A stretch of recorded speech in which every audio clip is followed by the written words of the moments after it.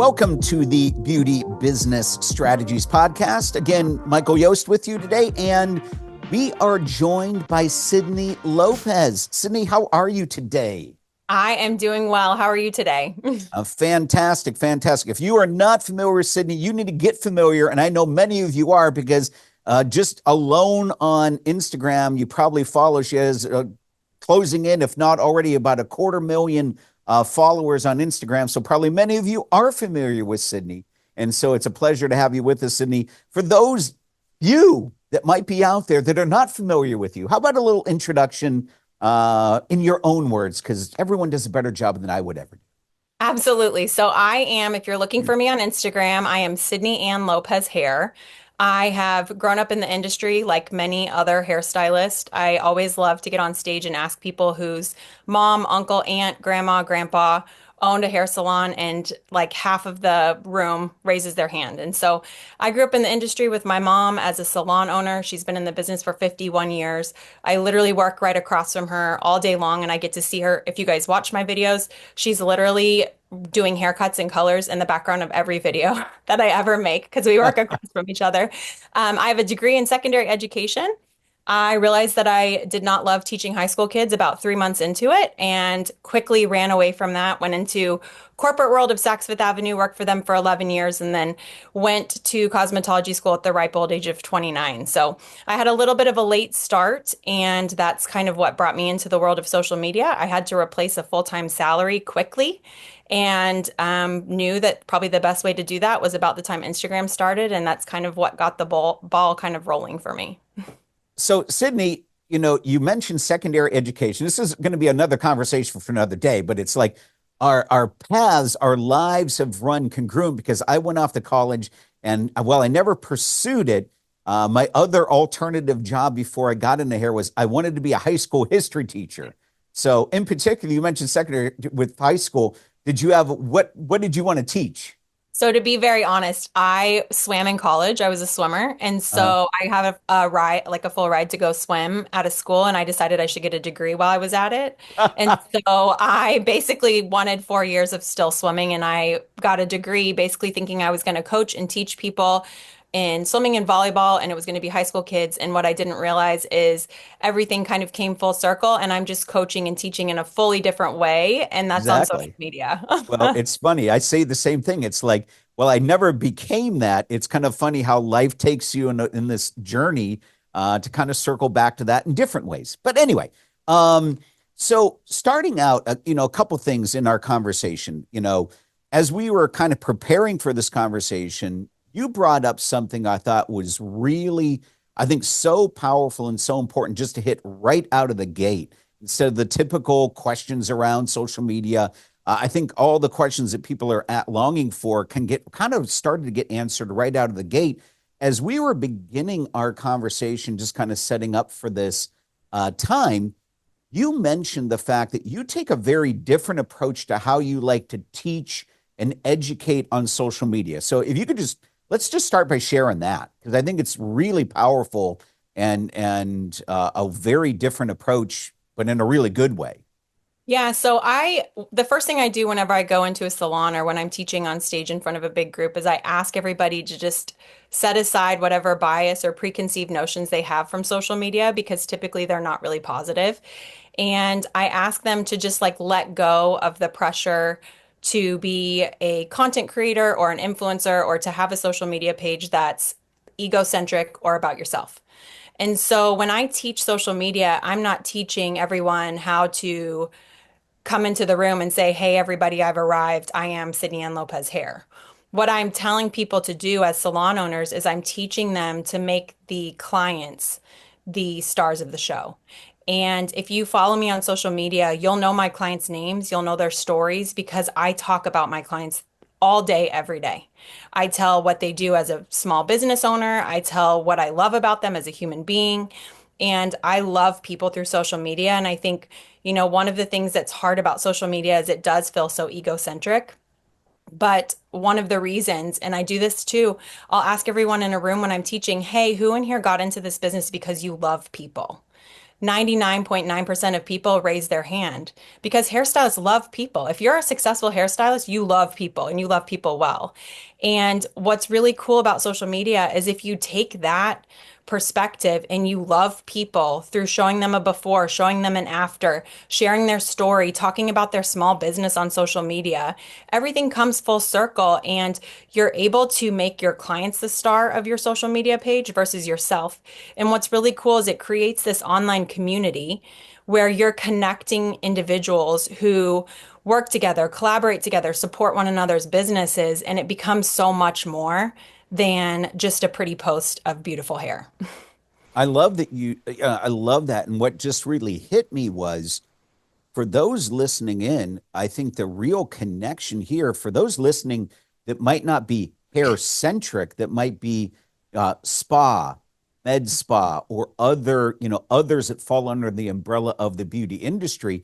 The great thing about hair is hair has the most natural imagery that really relates well, especially through social media and Instagram and things of that nature. But when you're with what you're talking about, making the client the star and that story, that takes a whole different approach to, I think, how people can view their social media, especially for those that again are in other avenues of the beauty industry where still this is still equally important to them. Social media is important to all business right now, no matter what size, shape that you are. But I think that makes a real connection. Have you found, I mean, as you've worked with people now, because, I know you've worked with tons of people, what have you seen from that perspective? How has that changed things for the people that you get a chance to interact with, just changing the narrative about, let's shift the perspective on who we're telling a story about? Right. And I think one of the things that's really important to realize is the last thing that we need in this world is another picture of beautiful balayage. We have millions of them. It's white noise. It does not matter that you can do beautiful balayage because everyone else in the world has already posted it. So if someone's looking for inspiration as far as like a balayage head of hair is concerned, they're going to find it. They can find it on Pinterest, Instagram, TikTok, anywhere else in between. What we have as salon owners and stylists is we have the ability to add value to the post by telling a story, by telling, you mentioned a spa, and that's one of my favorite. I feel like that's a really hard social media to build because people don't feel comfortable being fresh faced and not have makeup or anything on. And what I do with spa owners or estheticians is I tell them it's about the experience. It's about what it feels like to come into your space and what your clients would describe your space like to their friends. And so when I'm meeting with, salon owners, I tell them like, really, let's write down some adjectives that describe what it's like to sit in your chair or to come into your salon. And let's start creating content that speaks to that speaks to the vibe of your space. I was in over 80 salons last year, and I can tell you by the name of the salon, it already elicits a feeling in my brain as to whether or not it is, you know, um, relaxing, laid back, easygoing, welcoming, friendly. I mean, if you walked into my salon that I own with my mom, Headlines Hair Design, you're going to walk in and you're going to be welcomed immediately by my mom and myself. It is going to be loud. It is going to be fun. We are going to talk to you. We are going to welcome you. We're going to know your cat's names, your dog's names, your kid's first day of kindergarten and how it went. Like that's what we that's what it feels like at Headlines. And so, regardless of whether you're an esthetician, whether you do amazing nails, or whether you do hair, I think the key is not necessarily the beauty of a picture or a video. It's the story behind the picture and what you have to bring to the table uniquely that makes you special and makes you stand out and makes your clients want to come to you. Absolutely. Love it. So, just to hit this early in the conversation, because I know that probably many people are tuning in to get an answer to this, is when we talk about social media, that it always inevitably comes up. Those that do engage, those that don't engage. I mean, I won't go any farther than that because I know you've heard it way more than I have, certainly. And I've heard it enough to go, I'm sick of the question. It's not even what I work in. So when you think about that idea of when it talks about, you know, how do we get people to engage social media or things like that? Is that even just, I mean, I'll put it out there. I don't know what the answer is to this, but is even that the wrong question to even be asking? Or just what are your thoughts on that Yeah, whole so how to get I people to do it? absolutely. So I feel like salon owners' biggest challenge is getting people motivated to actually participate in social media. And I teach the three things that everybody hates. I teach rainbow hair, I teach upstyling, and I teach social media. So I walk into a salon and 8 of the 10 people are like, "Ugh, we have to learn social media today. It's going to be terrible." And so I just have to tell them, like, take a breath. I promise by the end of the day, it's going to feel less terrible and it's going to feel easier and better. And I think one of the things that we have to realize, because I think for some reason, there's this thought that social media is easy or that it would come quickly or that you just take a few pictures and you post it. Well, my first haircut took me 5 hours. It does not take me 5 hours to do a haircut now. My first photo session after, finishing someone's hair and being really proud of it probably took me 20 minutes. If you were to look at my camera roll now from start to finish, I already have a plan of where my good light is and how to pose my clients and how to do things. So it's maybe 3 minutes. And so I think a lot of the times we think that when we're starting off, we're already going to be an expert, which doesn't make sense because we're not that in hair. We don't expect that in any other space. But in social media, for some reason, we think, well, I can't do it because it's too hard. Well, it takes practice, just like anything else. And I think one of the things, if I had the ability to do this for every single salon, this is what I would do. I would put together an onboarding program that every single new stylist that came into the salon would have social media standards, just like they do client standards. You welcome a client, say, "Hey, welcome. We're so happy that you're at Headlines Hair Design today. I cannot wait to take a before and after of you because at the end of the appointment, I'm going to airdrop you your photos and you're going to absolutely love your hair." I would just train my people to do that. It's easy to do that with new people. That would just be my standard when someone came in. And what's great about it is when the client leaves, you've airdropped them photos of proof of what an amazing job you did. And guess what every client does? They sit in their chair and they post to social media, "Hey, I just got my hair done by at Sydney and Lopez Hair. It was incredible. It was amazing. Look at what she did with me today." And it goes out to their 2,500 followers. And now I just got free advertising with work that I approved. Now my challenge and most salon owners' challenge is the people who are booked and busy. How do you get them to buy in? How do you teach them that social media is valuable to them? Because they're already booked and busy. You know, I get that. For me, the people who have time to make social media are not always the ones who are triple booked and working, all of the hours of the day.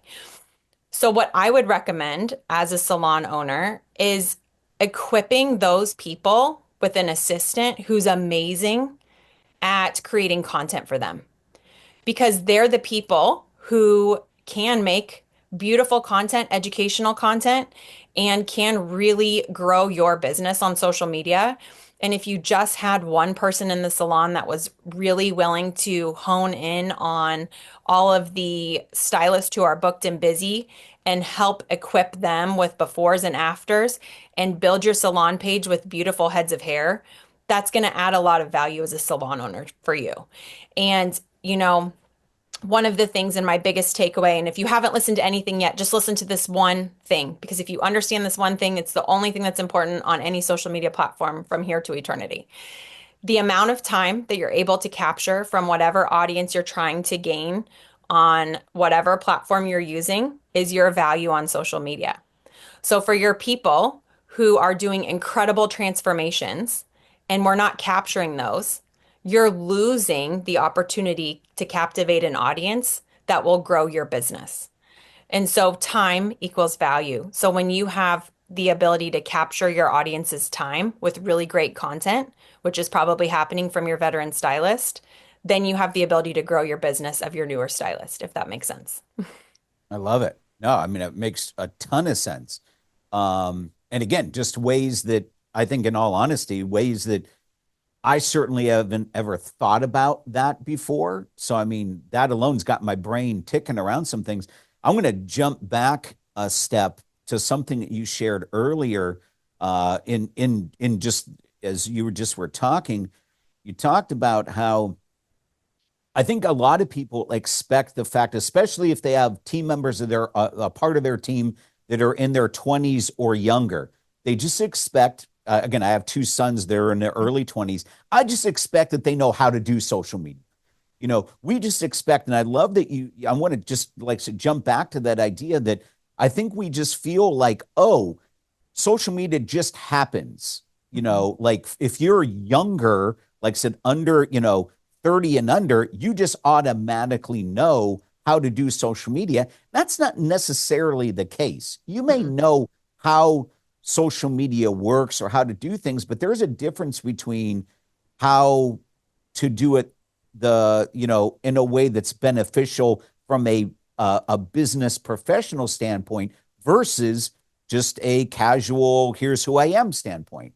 They're like, what do you see as the distinct differences for people when you're talking about skills that need to grow for people just to learn, no matter proficiency with social media or not? What are some of the big things So that I we think the often get biggest, wrong? yeah, I think the biggest challenge for salons specifically is you have a group full of stylists who are incredible at doing hair and they're terrible at taking pictures.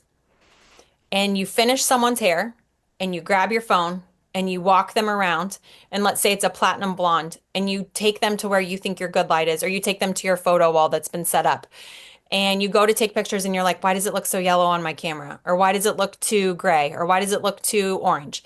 And then you're like, oh, you know what? The lighting's not great here. Let's go over here. And then you try to find pictures over there. And then you try to find pictures over there. And then you get discouraged because what you created in real life is absolutely beautiful and stunning, but you can't capture it on camera the right way. And I think that's the biggest disconnect, honestly, is that when I go into salons, and this is an easy exercise for you guys to do, so I'm just going to give you a free gift of like finding your good light right now. You're going to take a white piece of paper. This is not groundbreaking or that exciting, but literally take a white piece of paper and your camera. And you're going to walk around the entire salon and everywhere that you think good light is. And you're going to take a picture of that white piece of paper. And then you're going to look at your camera roll after, and you're going to see where the white piece of paper looks yellow, where it looks blue, where it looks green, where it looks reflective, where it looks washed out. Wherever your bluest, clearest piece of paper is, that's where your sweet spot is. That's where you're going to take everybody. And I'm just going to give you a clue right now. It's going to be outside and it's going to be under an awning. It's going to be a natural light in the shade. So if that means you have to walk to a fast food restaurant that's across the street that's under an awning and that's where your good light is, that's what you're going to do. Because I don't take pictures in my salon in front of my beautiful wall. I make people walk downstairs into my parking garage that's 37 years old, where there's cats living and cars and no trespassing signs. And that's where all the good stuff happens because that's what makes my hair look beautiful. That's where the shine is reflective. That's where the color looks right. And my clients just know now, hey, we're going to the parking garage. And it still takes me 3 minutes because I'm not wasting time trying to find the good light. We're literally walking down to the good light, taking pictures.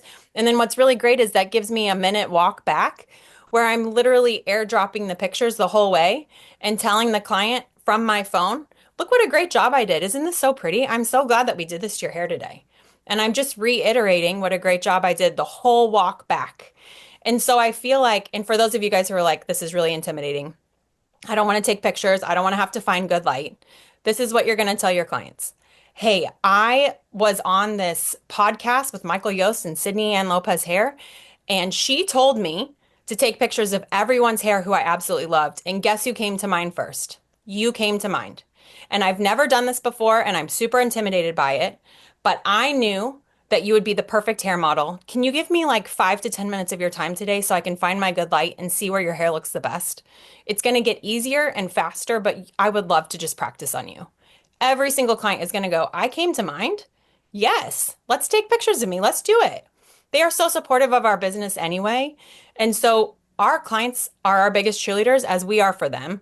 So if you can just basically empower them to be your catalyst for getting on social media, then it will make everyone's life so much easier. Everyone loves to be a hero. That's one That's of my true. one of my lifelong things is everyone loves to be a hero, and you're setting them up to be your hero when you do that. That's and again, I love that script there. That just that idea of that language, such great language to use, and like I said, people are going to engage that. And I think Mhm. that's a really cool piece. Now I'm also thinking about all the people that will be running around after this just outside, just Oh yeah, we look just absolutely doing crazy just when I do this blank in pieces class. of paper out there taking snapshots. But again, great tip, great way to again. I love just the idea of how do I find where it is best. And again, that outline you gave is so awesome. As we're talking about this, I'm hearing a lot of things that really start to kind of move in a lot of different directions that maybe we don't always think about. What I'm starting to pick up, Sydney, that as you're talking, is I'm hearing things that are like, this is part of a client experience. This elevates who we are as a company, not just because you're posting. We're talking about how you create a client experience that just what we just shared right there, regardless of posting or not, just that conversation suddenly that's making that client feel unique and special. And it's something that they're not going to get somewhere else. Mhm. As you just said, I came to mind for you. It's those unique things that set us apart. So you're talking about things that start to kind of move over into client experience. I think you're also start talking. I'm interested to get your feedback on how does this bleed into other areas that we may not think about? Like one thing that comes to my mind, and we haven't talked about it at all, but I've heard it time and time and time again that social media is your best. I mean, if you want to know where you find people, where people find you when they're looking for job postings, they're not going to Indeed. They're coming to social media. Is that, do you find that to be, I heard that, I believe that. You can either tell me you're full of crap or no, 100%. And what other areas do you think about client experience, maybe hiring, other things? What else do you see that are these byproducts of engaging in social Yeah, media? I think for me, one of the most interesting things in that kind of realm is the fact that, I get probably 30 to 40 client requests a month just from social media. And my rule of thumb is I know hundreds of incredible rainbow hair artists that live in my little town of Denton, Texas. We are a cool town that has tattoos and rainbow hair everywhere.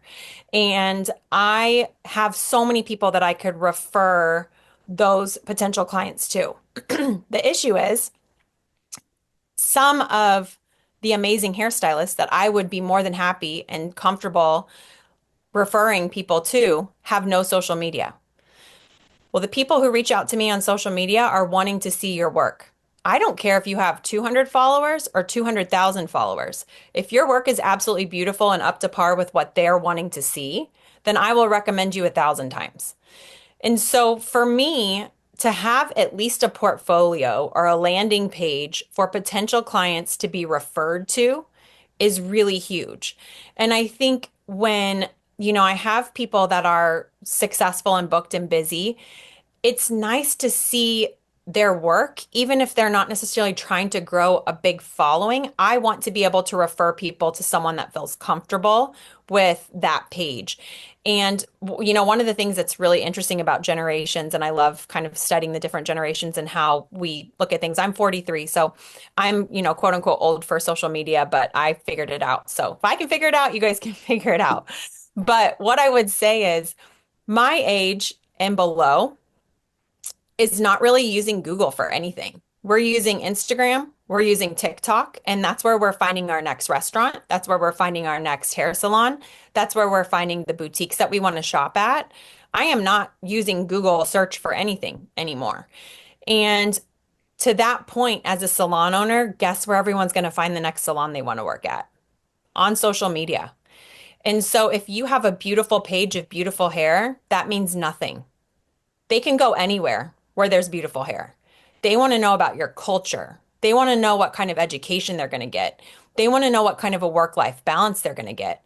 And what's really cool with strategies is you guys have such a specific, culture within your salons that would speak so highly to so many stylists right out of cosmetology school. And sometimes if you look at a strategy salon, their social media may not speak all of the great things that you guys have to offer. And so if I'm a potential stylist and I'm just looking and I'm like, well, they do pretty hair. Yeah, guess what? 70 other salons in my town do pretty hair. What do they have to offer that makes them special? And I can tell you as a salon owner wanting to get new stylists in your chair or in your salon, the best, most effective way to recruit stylists that are a good fit for your culture is to have the ones that are all in on who you are as a salon owner and what you stand for as a salon team and put them on social media. Get them in front of the camera, let them talk, let them say what they love about your salon space. And then the people that come to interview to work at your salon will be such a better fit for you because they've already bought into your culture and that's why they're there. I love that. Again, how we can use this, like you just said the word, man, how this can just show the culture. I love that. So powerful. So as always happens, time flies when you're having fun and we're having great conversation.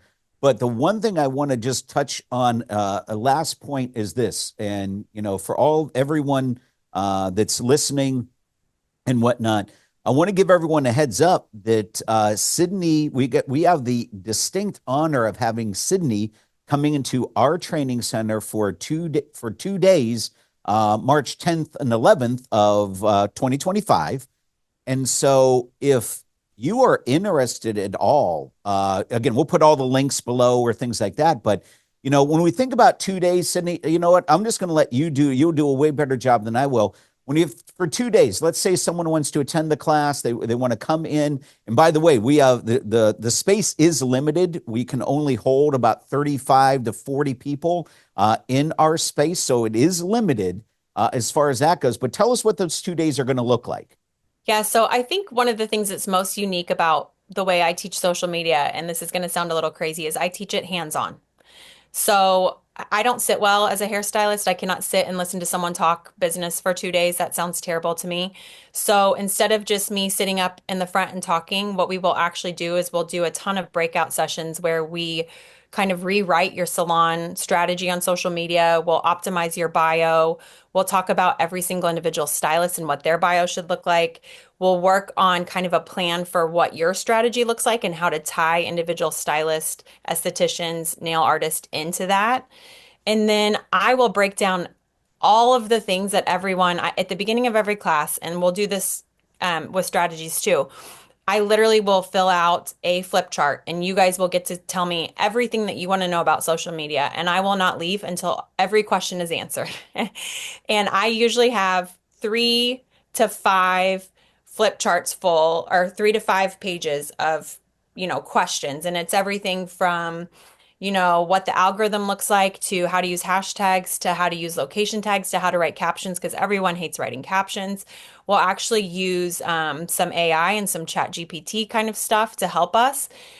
We will do, some photos, we'll do posing, we'll talk about how to up your customer service with it. I will show you guys some editing. We're even going to do some like actual hands-on videos together so that we can kind of like get in front of the camera, which I know sounds terrifying to some people, but I promise it's terrifying to everybody and it's going to be super fun. And I'm going to make it like such a fun, easy, relatable thing that you can take back to your teams. And so if you have basically, I always have this. I have salon owners that will sometimes send just themselves, but bring your social media person. Bring whoever is available to run your front desk or whoever might be the person to capture clients on their way out or their way in. Because if you get the buy-in from them, then they can kind of be the catalyst that empowers the rest of your team to buy in on social media. And so I promise you it will be such a fun 2 days. And this is literally my passion. I am so passionate about helping the normal humans of the world succeed on social media in a way that works for you. And no one else can say what that is except for you. And so after the 2 days, you'll have a really definitive reason that you want to be on social media. And we can basically hone in on that and bring everything back to whatever that is. I love it. So again, this is for, business owners, but also for those key social media people. And really, if I heard it right, it's for anyone that just is like, bring those key people that are passionate about social media, team members, whoever they are, because that's what's going to benefit you. The more, as we all know, with education, we always know this. The more people that participate in it, the more buy-in and understanding. And again, more hands make for lighter lifting, all those things that we want as a business. So I love that. Awesome stuff. So again, check out all the information. We'll have that links, here for you. You'll be able to get all the information. But again, that's March 10th and 11th, 2025, here at our training center in Connecticut. And we look forward to seeing you there, Sydney, for sure. We'll definitely have to have more conversations in this format as well, because while I have a list of topics and questions to ask, I think we covered about 3 of them, as usually happens on these conversations, but that's a good sign, not a bad one. But thank you so much, Sydney, for joining us. I really appreciate you taking the time today. And, again, just appreciate the fact that you are such a great resource for us, for education and what you do. So Yeah, thank you guys so much for having me. yeah, our pleasure. Our pleasure. All right. With that being said, thank all of you for listening and viewing, and we look forward to seeing you at our next podcast. Until then, have a great day. Thanks again for listening to the Beauty Business Strategies podcast. If you like this episode, be sure to hit follow to learn more about how strategies can help create more fun, profit, and growth potential for you, your company, and your team. We invite you to schedule a free 60-minute strategy session by clicking the direct link in the description of this episode.